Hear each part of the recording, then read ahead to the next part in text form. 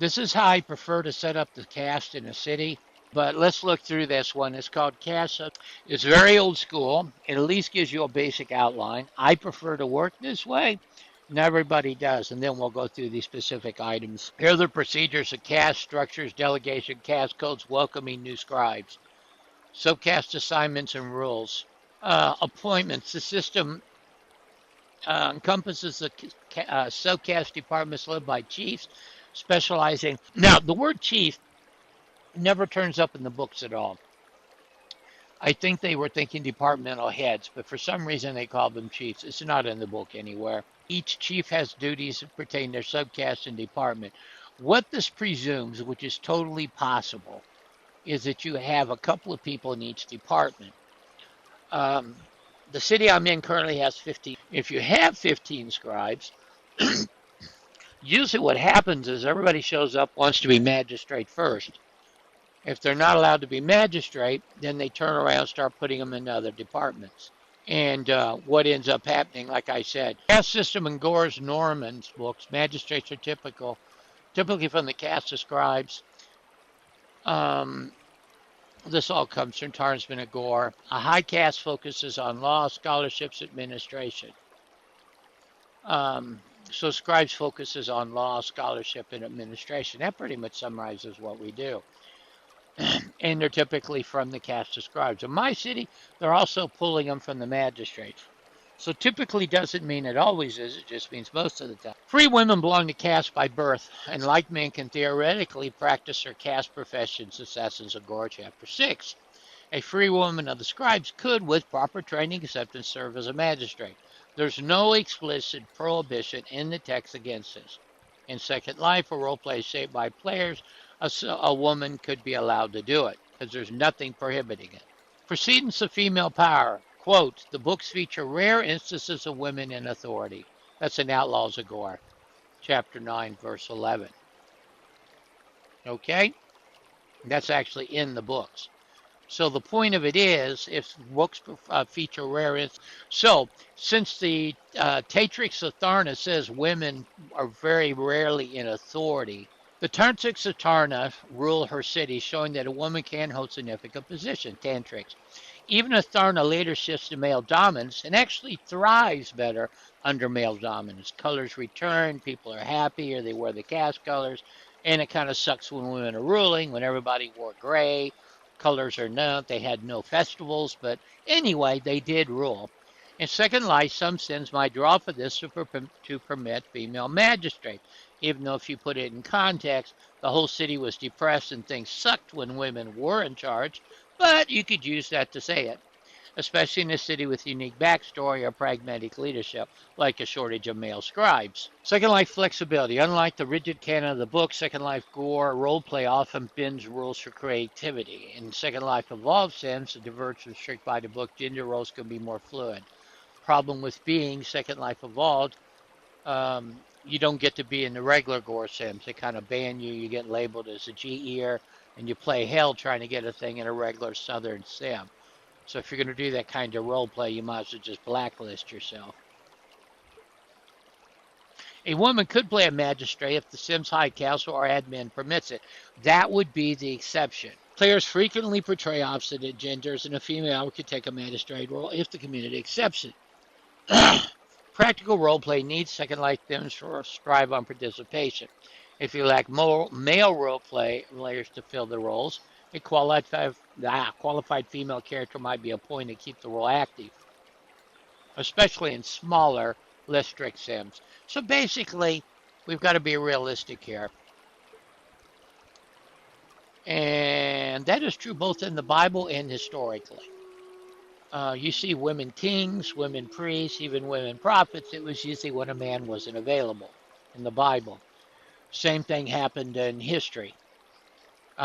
There's no accident that in the U.S. at least, almost every major organization tended to be founded or run by women. The men worked the jobs, the women stayed at home, joined clubs, formed organizations. So historically, that's true both in real life and in Second Life. Magistrates are appointed or answered by the city's high council, typically all male and drawn from all high castes. So there it says typically all male. No, it doesn't say all the time. It says typically. Just like typically they draw from the scribes. However, in my city, they're actually pulling them out of the warriors and everything else, which really bothers me. But that's a whole nother subject. Anyway, let me get on to the regular lesson. But like I said, most of the time, when chiefs, basically most of the time, almost all the people come in want magistrate positions. They want to be HOC or ambassador. So those fill up pretty damn quickly all the time.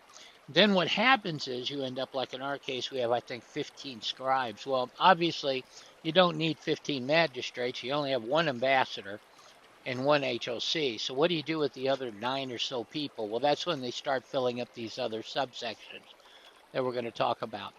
And what ends up happening is, let's say you have 2 or 3 of one, you'll appoint a chief to oversee it and basically take care of those people.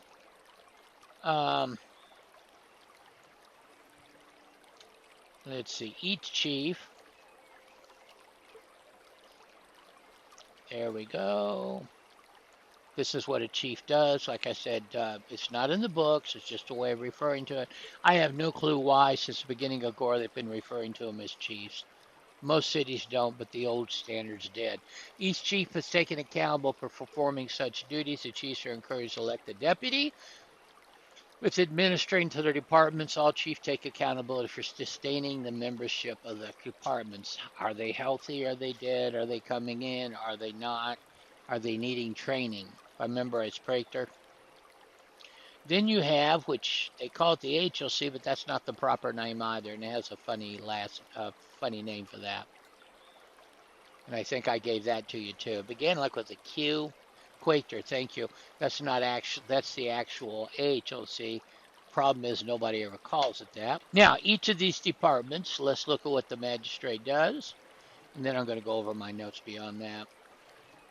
Chief magistrate, highest ranking court administrative office, possesses jurisdiction over civil and criminal, not over merchant law. However, he does oversee the magistrates, praetors, litigators, and court clerks, legal advisors, administrator if needed.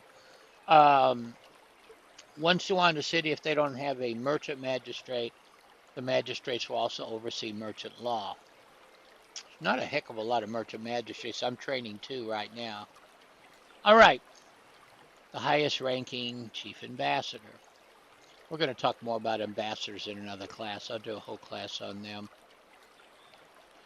Highest ranking in all matters such as alliance, passages, trade with other cities. Ambassadors and embassy staff are granted diplomatic immunity, personal safe when traveling to other cities, usually, but we'll discuss that in the future. Diplomatic advisors to the High Council supervise ambassadors and employees. They also supervise, if allowed, the spies. Now, that is by the book. Some cities insist the military do, but oddly enough, by the book, the spies are run through the ambassador corps, and we'll talk about that in the future. General Subcastes. And again, I'll add to this as well. Librarian. I do that just in case. Every once in a while, somebody shows up and is in a city that says chief. It does happen.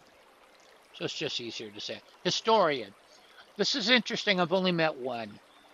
Researcher studies, writes about the past, regarded as an authority on historians concerned with continuous narrative and research of past events as related to your home city. It says Tura, but now, what's interesting about that is that if you take that job, you pretty much don't have anything to do in role play other than walking to the library and saying you're researching. Because you're not being hopefully they're being a clerk also. But what they tend to do is walk around, role play with everybody, say, hi, I'm the historian, and doesn't contribute anything to your office. But I did meet somebody who was role playing that. In fact, I have one in my city who's supposed to be researching the past history of cause and cryptographer. I've met a couple of those. Message confidentiality, encryption, conversion of messages. What's funny about that is I'd like to know how in the hell you're going to role play that in Gor. Maybe works with the spies, since there are actual spies in Gor. I have run into people claiming that's what they do, though. Some of these jobs, they just take the damn thing so they'll have a title. You literally could have an historian going through and doing chronologies of what our city's doing as a city, and then putting it into a book. I've made 5 books, and then turn around, put pictures of what we did into a book. And then, for instance, we just opened recently, went to Ankara, won 4 of the events for Warriors. We took all 4 of them. You could put in there what we won in Ankara. We even have trophies. You can take pictures of the trophies and put them into the book. You could turn around and mention about the opening of the city itself, show some of the businesses. We've got a fair coming up in about a week. You could document that, some of the events. I mean, there's a shitload. Essentially, start building a history of the city and start logging it and even make it into a book of the city. Nobody's done it.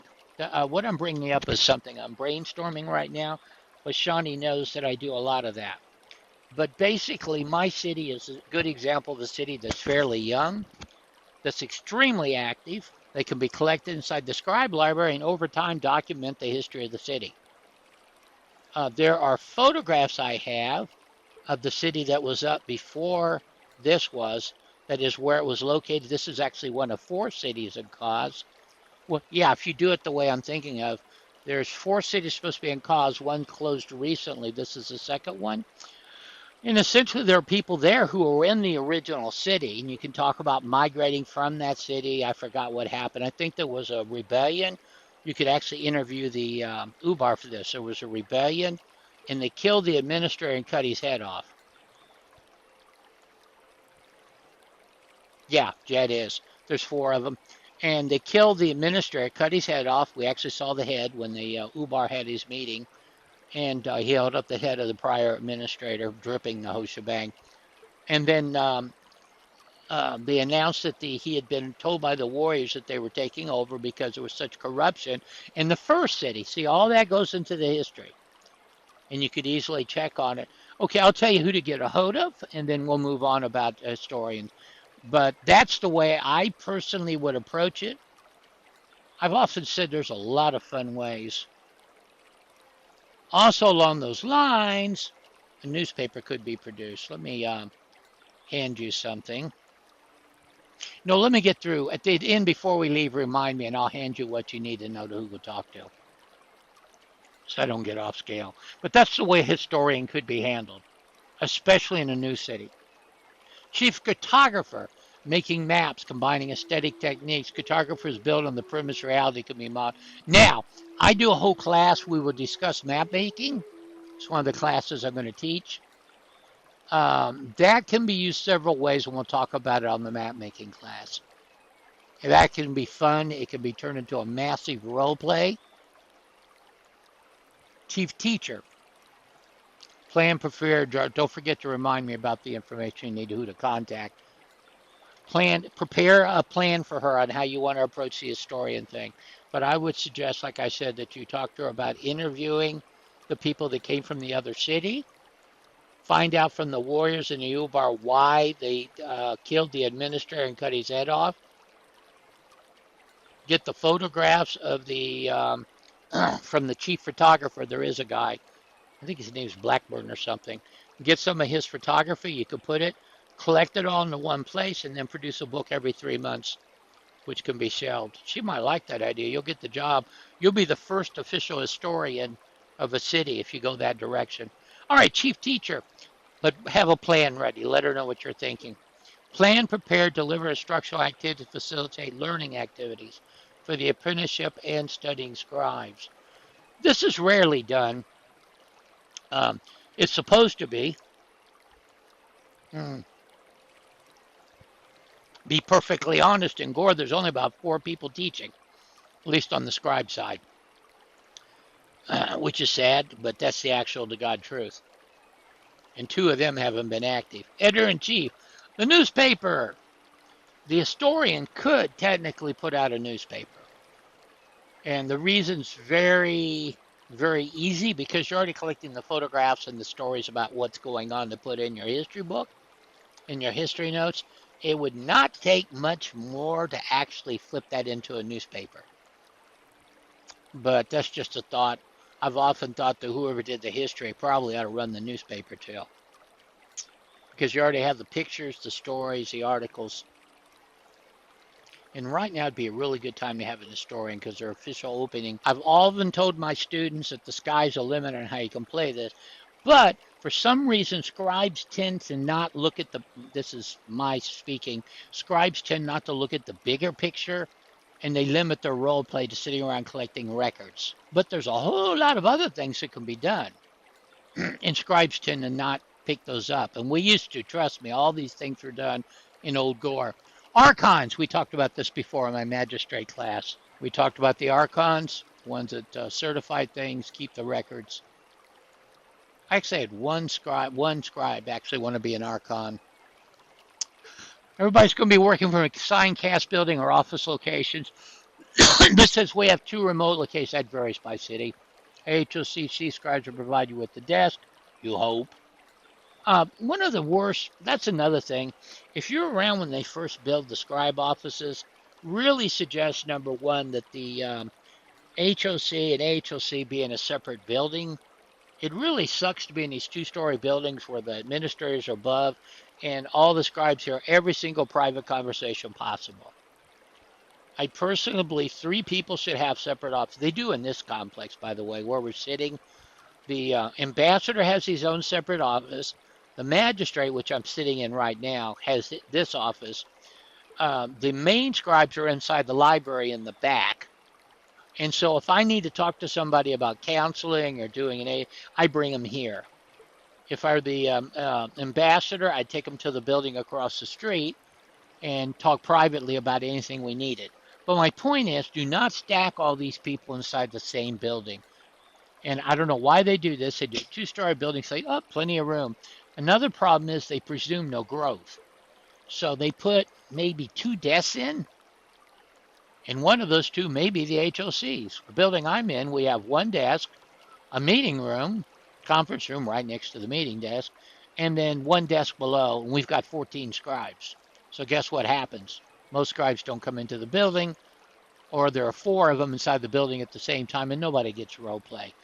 There should be like what's happening in Varn, where there's at least 4 desks for the scribes to have locations. The administrator desk is separate from the ambassadors, and they can have privacy. That's just my side notes if you ever get involved in the planning stages of that. People do not think these things out. Clerk to the court. Clerk is secretary to establish and maintain mutual cooperation between the castes. What caste? Well, the warriors and the magistrates and scribes should be communicating. They need to know who got arrested, when something happens, and paperwork needs to be passed to the AHOC, the head magistrate, and the warriors should be notified. So there has to be somebody doing it. That's the clerk of the court. Clerk to the diplomatic court. Same story, but that one's between the ambassador and the other ones. This one never happens, but it is an official office. Scribe to the initiate caste. You'll never see that. You'll be dead before you ever see that one done. This one is becoming painfully too much. Scribe to the warrior class. What's happening is these women come in, they FC somebody in the warrior caste, and then proclaim themselves the scribe to the warrior caste. Here's the problem. She's not trained as a scribe at all, and she's not accountable to the scribe caste, meaning that any notes that deal with what the hell's going on are not filed with the scribes, which is where the records should go. And this is becoming a real trend. Oh, I'm the scribe to the warrior caste. Well, not really, because you're not a scribe. Then they go to the next city and say, well, I'm a scribe. You need to hire me as a scribe. Bullshit. You're a scribe to the warrior caste. We're never trained in that caste. Scribe the physician's caste, same story. There should be a scribe for each of the castes. This next one definitely needs to happen. And I'm going to be more, because I don't know how many merchants I've run into that are shitty at taking notes and tend not to turn the paperwork in, like what businesses are in the city, have they registered, all that should be inside the scribe building. And definitely want a scribe to the slavers. If you don't have anything else, you need a scribe assigned to the merchants' caste and a scribe assigned to the slavers. because slavers are the worst people ever for keeping notes. And if you want to get those records, somebody needs to be assigned to it. Slaves used in the scribe house. I am going to have you go over this because this is important. Regarding use of slaves to assist in the library, slaves are permitted to clean floor, wash paper, stuff like that. I've actually seen girls. There was a woman in Varn that you'd see her in the morning. She'd be running around. She had a dusting thing. She was dusting all the art on the walls, which I found interesting. The scribe task tally is being used in my current city. I gave it to the woman that's AHOC. She's using it. Basically, it allows one of the worst thing I've seen happen is that new people come in a city, especially if you're a city that has more than one scribe, and nobody knows who has what job or who to go to. So the scribe cast tally is a form which allows it lists all the jobs and it allows for you to list who does what jobs. And then if somebody comes in and they say, who's doing what, where can I fit in, you hand them this and they pick a job they want to do. And that's why I like the scribe cast tally. I personally believe in an active sim that it should happen like every week. A new tally should come out. I'm going to give you this one. This is the payrolls, members of the court payroll. Some of this you can arrange to fit, but basically, yes, members of the court should be paid. Now, moving on. A lot of this we're not going to do. The original lesson was prepared by Lady Teaker. Scribes as accountants. We didn't discuss that, but that's an important, interesting thing in the books. And I actually knew of one. Grundy had one. Scribes are employed by wealthy men. It was in Luma, the chief scribe of my house. Oh, here's something. When they say that the slaves are not scribes or don't do scribe work, here's the quote that blows that argument out of the water. So it's an important quote. It was Luma, the chief scribe of my house, in her blue robe and sandals. Her hair was blonde and straight, tied behind. Her head was a ribbon of blue wool from the bound herd, dyed in the blood of the Voss sorp. You know, something about dyeing your hair in the Voss sorp and the blood of the Voss sorp just doesn't. I got to ask my slave if that's why her hair is red, but we won't go into that. She was a scrawny girl, not attractive, but with deep blue eyes, and she was a superb scribe. Now, looky here. Inner accounting, swift, accurate, brilliant. But if you notice, it says, excuse me, where is it? Now, this isn't the one I want. There's one that says a slave kept these books. We'll run into that. This wasn't it. There is a quote in the books about a slave who the guy said essentially kept these books. If it had been for her, he wouldn't have done well. I was just discussing this in my own city the other day. This was a woman. It says a record keeping complaints and petitions. Now, here's why this is important. We have the problem with having a city our size, 55,000, is that there's bickering going on. All it takes is one or two people that are pains in the butt. In this particular case, though, there was this one role play that went on for several days where all these women are rushing in wanting to file complaints. And what was decided was go ahead and let them file them. We may not do anything about it, but here's why it's important to let them file the complaints.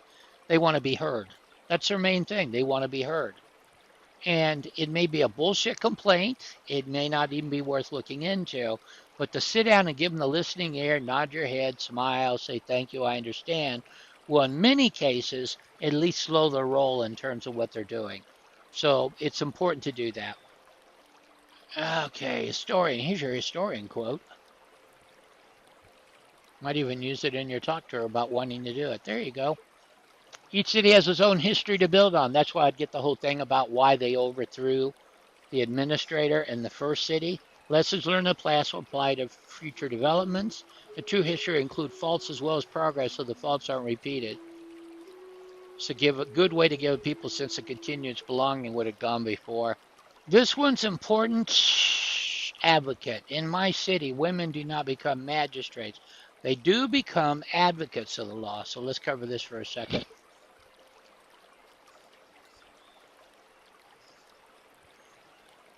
Yeah, the main idea is that Lawyers and advocates, they specialize in defending and prosecuting those accused in a trial, which, by the way, an historian could actually cover the trials too.